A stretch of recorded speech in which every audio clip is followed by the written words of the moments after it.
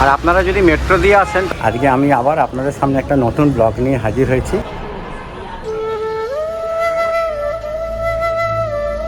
আপনি যদি কন্টেনার নিয়ে আসেন তাহলে বাড়িতে নিয়ে যেতে পারবেন, তাই জন্য আমি এই কন্টেনার বাইরে থেকে নিয়ে আসবো।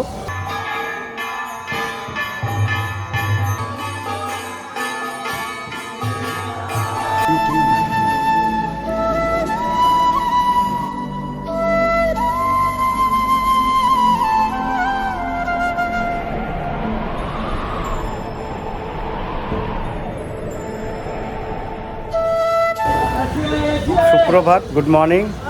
আমি অলোক, আপনারা দেখছেন আমার চ্যানেল জার্নি উইথ ছোটন। আজকে আমি আবার আপনাদের সামনে একটা নতুন ব্লগ নিয়ে হাজির হয়েছি। আমি এখন আপনাদের নিয়ে যাচ্ছি বাগবাজারের গৌরিয়া মিশনের সদর দপ্তর, আর ওখানেই আপনারা দেখতে পাবেন বাগবাজারের গৌরিয়া মঠ, বিখ্যাত গৌরিয়া মঠ, আর তার সঙ্গে পৃথিবীর সর্বপ্রথম চৈতন্য মহাপ্রভুর মিউজিয়াম। এই দুটো আপনাদের আমি আজকে দেখাবো। চলুন তাহলে। এখন সময় হচ্ছে 9:27। আমরা চলে এসেছি একদম গৌরিয়া মঠের সামনে। প্রথমেই আপনাদের বলে রাখি আপনারা এইখানে কিভাবে আসবেন, সেই লোকেশানটা আমি আপনাদের দেখিয়ে দিচ্ছি। শ্যামবাজার মোড়, শ্যামবাজার পাঁচমাথার মোড়টা আমি লোকেশান পয়েন্ট ধরেছি, ওখান থেকে আপনারা কিভাবে আসবেন চলুন তাহলে ডিটেলসে আপনাদের দেখিয়ে। মেট্রো দিয়ে আসেন তাহলে মেট্রোতে নেবে, শ্যামবাজার স্টপেজে নেবে, গেট নাম্বার 2 দিয়ে বেরোবেন।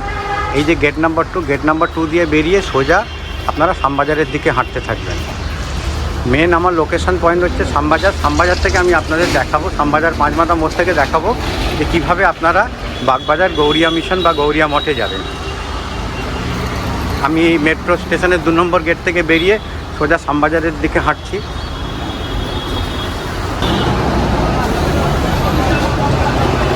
এই আমি শ্যামবাজার পাঁচমাথার মোড়ে চলে এসেছি। শ্যামবাজার পাঁচমাথা মোড় থেকে যে রাস্তাটা ডানলপের দিকে যাচ্ছে, ওই রাস্তা থেকে একটুখানি হাঁটবেন। শ্যামবাজারে এসে আপনারা বাসে নামবেন, বাসে নেবে, বাস থেকে একটুখানি ডানলপের দিকে যে রাস্তাটা গেছে সেই রাস্তাটা একটুখানি হাঁটলেই আপনারা বাগবাজার বাটা পেয়ে যাবেন। সেই বাগবাজার বাটা থেকে অটো করে আমাদের যেতে হবে। 2 মিনিট হাঁটলাম, আমি 2 মিনিট হেঁটে আমি বাগবাজার বাটাতে চলে এলাম। দেখুন এই যে সামনে দেখছেন, এই সামনেটা হচ্ছে বাগবাজার বাটা। এই বাগবাজার বাটার সাইড দিয়ে যে রাস্তাটা চলে গেছে, এই যে অটো স্ট্যান্ড দেখছেন, এই অটোতে করেই আমরা গৌরিয়া মঠে যাব। গিরিশ মঞ্চে আমাদের নামতে হবে।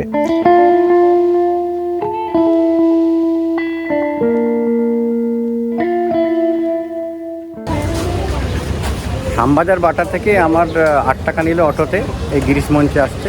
2 মিনিটও লাগলো না। এই দেখুন সামনে গিরিশ মঞ্চ, এই সামনে দেখুন বাগবাজার, যেখানে আমি অটো স্ট্যান্ড থেকে অটোতে নামলাম, অটো থেকে নেবে এই সামনে গিরিশ মঞ্চের টিকিট ঘর। এই গিরিশ মঞ্চের টিকিট ঘরের ঠিক উল্টো দিকেই হচ্ছে আমাদের যেতে হবে গৌরিয়া মঠে যাওয়ার জন্য। এই দেখুন আমরা চৈতন্য দ্বারের একদম সামনে চলে এসেছি। এটাই হচ্ছে গৌরিয়া মঠে যাবার মূল প্রবেশদ্বার। চলুন তাহলে এই প্রবেশদ্বার দিয়ে আমরা প্রবেশ করি।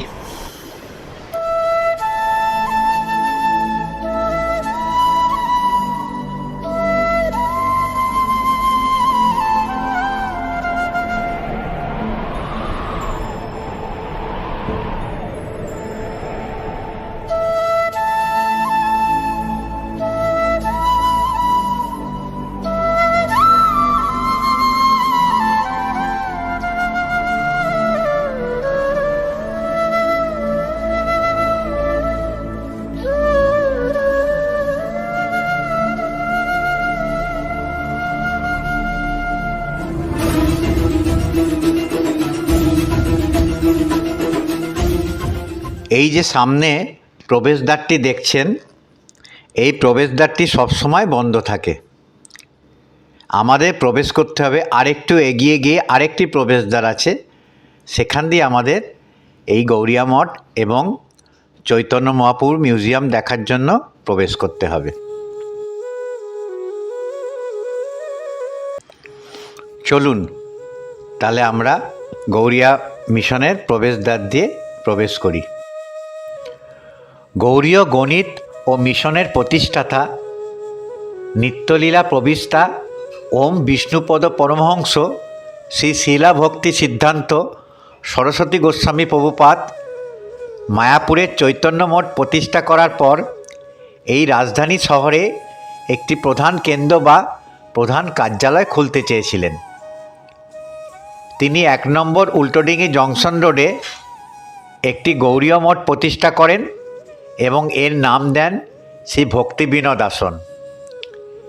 সেখানে তিনি 6 সেপ্টেম্বর 1920 থেকে শ্রী গৌররাধা গোবিন্দজিউয়ের পূজা শুরু করেন। কিছুকাল পরে একজন ধনী ব্যবসায়ী প্রভুপাদের আধ্যাত্মিক ব্যক্তিত্ব দ্বারা গভীরভাবে প্রভাবিত হয়ে কিছু জমি দান করতে চাইলেন। উক্ত সৌভাগ্যবান আত্মা হলেন শ্রী জগবন্ধু দত্ত, জেলা বানারীপাড়ার বাসিন্দা, বরিশাল, বাংলাদেশ। বাগবাজারে গঙ্গার তীরে কিছু জমি সংগ্রহ করে তিনি একটি নাট্য মন্দিরের সাথে সংযুক্ত মার্বেল দিয়ে একটি শক্তিশালী সম্পূর্ণ অলঙ্কৃত মন্দির নির্মাণ করেন এবং এর সমস্ত খরচ বহন করেন শ্রী জগবন্ধু দত্ত মহাশয়। 1930 সালের 5ই অক্টোবর শ্রীলা প্রভুপাদ সমস্ত ভক্তদের সাথে সেখানে দেবতাদের স্থাপন করে নতুন মন্দিরের উদ্বোধন করেন। শ্রী জগবন্ধু দত্তের সেবায় অত্যন্ত সন্তুষ্ট হয়ে তিনি মগ্ন মেজাজে বহুবার উচ্চারণ করেছিলেন। বড়নগর থেকে নীলাচল যাওয়ার পথে শ্রীমান চৈতন্য মহাপ্রভু এই স্থানে এসেছিলেন তার সহযোগীদের সাথে যুক্ত গঙ্গার তীরে। এখানে যেখানে আমাদের এই মঠ স্থাপিত হয়েছে সেখানে চৈতন্য মহাপ্রভু কিছুক্ষণ বিশ্রাম নিয়েছিলেন।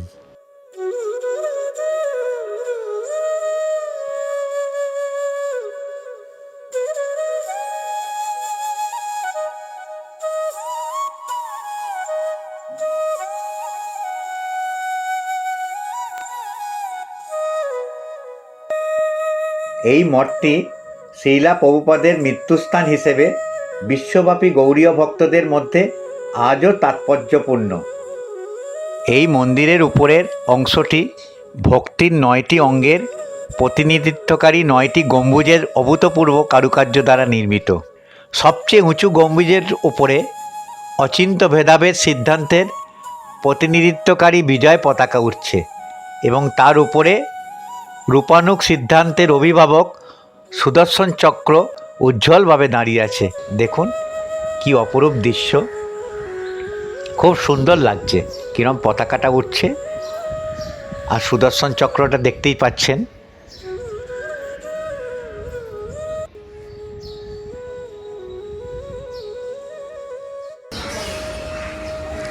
এই সামনে দেখছেন মিউজিয়াম দর্শনের সময় হচ্ছে, এটা কাউন্টার, এখান থেকে টিকিট কাটতে হবে। এন্ট্রি ফিস হচ্ছে 50 টাকা, আর যদি মুভি শো দেখতে চান তাহলে 30 টাকা।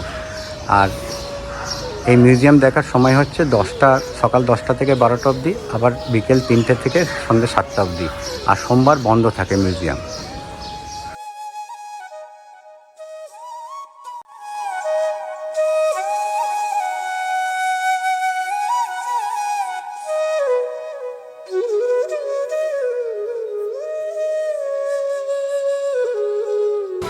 হরে কৃষ্ণ। আচ্ছা, এখানে আমি কি প্রসাদ কন্টেনারে নিয়ে যেতে পারি? তো কন্টেনার কি আমাকে কিনে আনতে হবে? এখান থেকে দেবেন না কোনো? কটা কন্টেনার আনতে হবে? 4টে প্লাস্টিক আনলেও চলে, তাহলে আমি বাইরে থেকে কিনে নিয়ে আসবো। আপনারা হয়তো জানেন আমার শরীরের কন্ডিশন, আগের ভিডিওতে বলেছিলাম, তাই জন্য আমি বাইরে কোনো কিছু প্রসাদ গ্রহণ করতে পারবো না। এখন বছরখানেক তো আমি বাইরে খেতে পারবো না, তাই জন্য আমি এই কুপনটা নিলাম। এই কুপনের মূল্য হচ্ছে 90 টাকা। 90 টাকা। আপনি যদি কন্টেনার নিয়ে আসেন তাহলে বাড়িতে নিয়ে যেতে পারবেন। তাই জন্য আমি এই কন্টেনার বাইরে থেকে নিয়ে আসবো, প্লাস্টিক কন্টেনার নিয়ে আসবো। কন্টেনার নিয়ে এসে আমি বাড়িতে প্রসাদ নিয়ে যাব, যেহেতু আমি এখানে প্রসাদ গ্রহণ করতে পারবো না। তো আপনারা যদি এখানে বসে প্রসাদ গ্রহণ করেন তাহলে প্রসাদের কুপনের মূল্য হচ্ছে 80 টাকা, আর যদি আপনারা বাড়িতে নিয়ে যেতে চান তাহলে প্রসাদের মূল্য হচ্ছে 90 টাকা। সেই বাড়িতে নিয়ে যাওয়ার জন্য আপনাদের কন্টেনার নিয়ে আসতে হবে। এখান থেকে কোনো কন্টেনার দেবে না, আপনাদের কন্টেনার নিয়ে আসতে হবে। 4-5টা বাটিওয়ালা কন্টেনার যদি নিয়ে আসেন তাহলে ভালোভাবে আপনারা একজনের প্রসাদ নিয়ে যেতে পারবেন। এটা হচ্ছে শু স্ট্যান্ড কাম লকার রুম।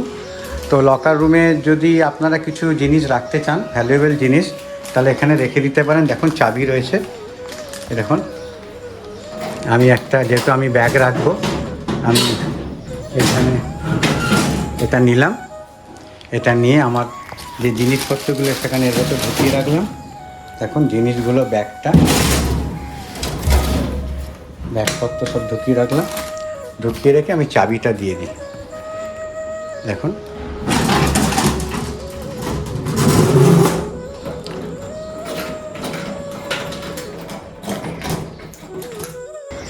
আপনারা যদি গাড়ি করে আসেন, গাড়ি রাখারও জায়গা আছে এখানে।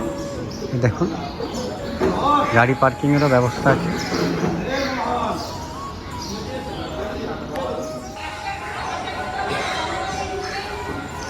এটা মন্দিরের ঢোকার মেন প্রবেশদ্বার। দেখুন, লেখা রয়েছে ওপরে টেম্পল।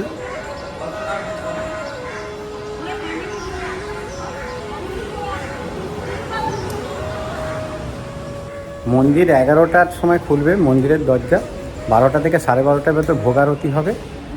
তারপর 1:30টার সময় ভোগ প্রসাদ দেওয়া হবে। তো এখন 10টা বাজে।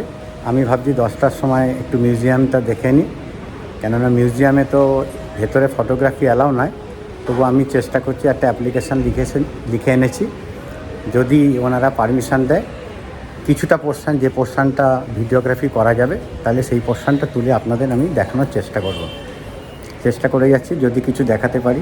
কেননা অনেক বয়স্ক লোকেরা আছেন যারা এখানে আসতে পারবেন না। তো আমার ভিডিওর মাধ্যমে তারা যদি বাড়িতে বসে দেখতে পান, তাহলে আমার খুবই ভালো লাগবে। তাহলে আমার এই ভিডিও করাটা সার্থক হবে।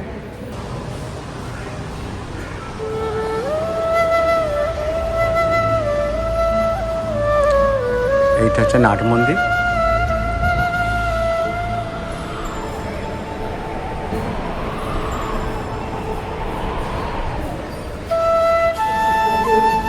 এখন মন্দির বন্ধ আছে, ভোগ আরতির সময় খোলা হবে মন্দির।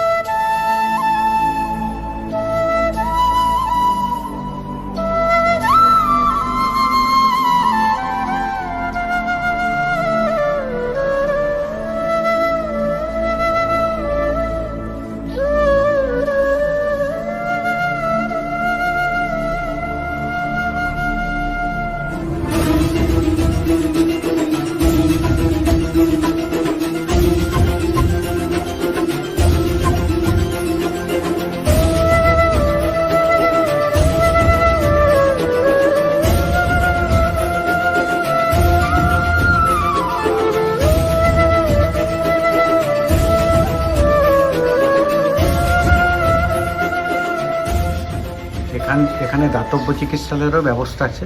দেখুন, ডাক্তার বসে এভরি ওয়েডনেসডে 6:30 থেকে 7:30 সন্ধে। আর তাছাড়া physician attending Gaudiya mission charitable dispensary, সেটাও আপনাদের আমি দেখিয়ে দিচ্ছি কোন দিন কোন ডাক্তার বসে।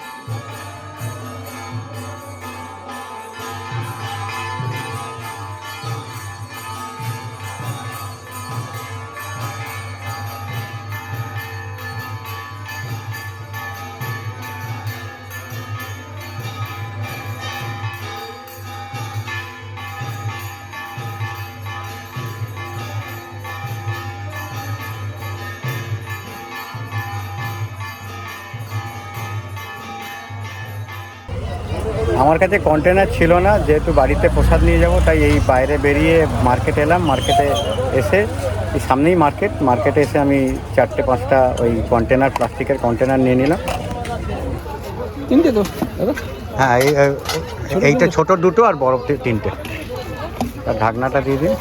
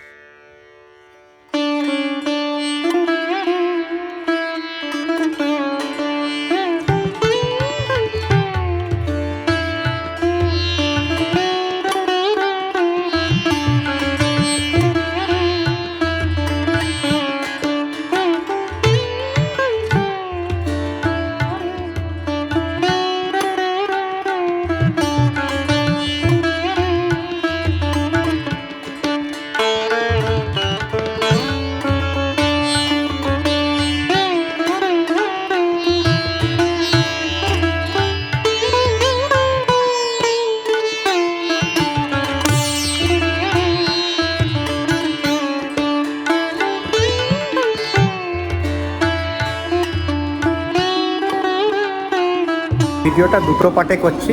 একটা পার্ট হচ্ছে গৌরিয়া মঠ মন্দির, পুরো মন্দিরের বিস্তারিত বিবরণ আমি সেই প্রথম ভিডিওটায় দেখাবো। আর দ্বিতীয় পার্ট যেটা, সেটা হচ্ছে মিউজিয়ামটা দেখাবো। আশা করি আপনাদের আজকে ভিডিওটা খুব ভালো লাগলো। আর আমি রিকোয়েস্ট করব, আপনারা কাইন্ডলি কমেন্ট বক্সে একটু জানিয়ে দেবেন যে ভিডিওটা কীরকম হয়েছে। আমার কিন্তু কমেন্ট করতে খুব ভালো লাগে, খারাপ হলেও লিখবেন, ভালো হলেও লিখবেন। আর যদি আমার ভিডিওটা ভালো লাগে তাহলে একটা লাইক অতি অবশ্যই করবেন, আর আমার ভিডিওটাকে শেয়ার করবেন। আর যদি কেউ এখনও পর্যন্ত আমার চ্যানেলকে সাবস্ক্রাইব না করে থাকেন, তাহলে দয়া করে সাবস্ক্রাইবটা করে দেবেন। আর একটা কথা বলতে ভুলে গেছি, যে আপনারা বেল আইকনটা কিন্তু প্রেস করে দেবেন, তাহলে যখনই আমি কোনো নতুন ভিডিও ছাড়বো, আপলোড করব, তাহলে সঙ্গে সঙ্গে তার নোটিফিকেশানটা আপনাদের কাছে পৌঁছে যাবে। তাহলে আজকে আমি ভিডিওটা এখানেই শেষ করছি। আপনারা সবাই সুস্থ থাকুন, ভালো থাকুন।